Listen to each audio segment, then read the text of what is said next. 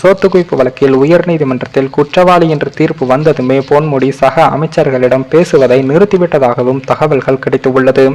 சொத்து குவிப்பு வழக்கின் தீர்ப்பு வெளியாகி இருந்தது.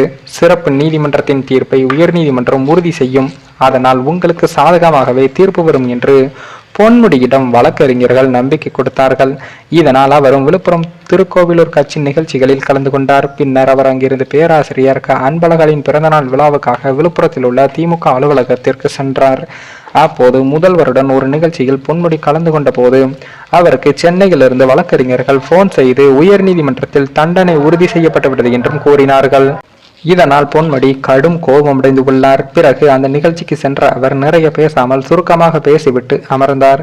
இதனையடுத்து பொன்முடிக்கு போன் மேல் போன் வந்தது. அப்போது வழக்கறிஞர்கள் தண்டனை விவகாரங்களை அளிக்கும் போது நேரிலோ அல்லது காணொலியிலோ ஆஜராக வேண்டும் என்றும் தெரிவித்தனராம். இதனையடுத்து அவர் தனது மனைவியை அழைத்துக் கொண்டு சென்னைக்கு புறப்பட்டார். இந்த நிலையில் தான் பொன்முடி குற்றவாளி என்று உயர்நீதிமன்றம் தீர்ப்பளித்து அவருக்கு தைரியம் சொல்ல சக அமைச்சர்கள் தொடர்பு கொண்டனர்.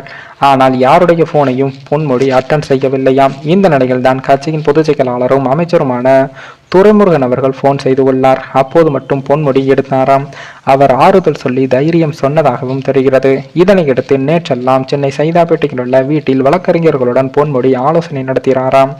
அப்போது தனது ஆதரவாளர்களிடம் என்னை வேண்டுமென்றே எதிர்க்கட்சியினர் சிக்க வைத்து உள்ளனர் என்று வேதனையுடன் தெரிவித்தாராம். வழக்கறிஞர்களுடன் ஆலோசனை நடத்தப்பட்டது.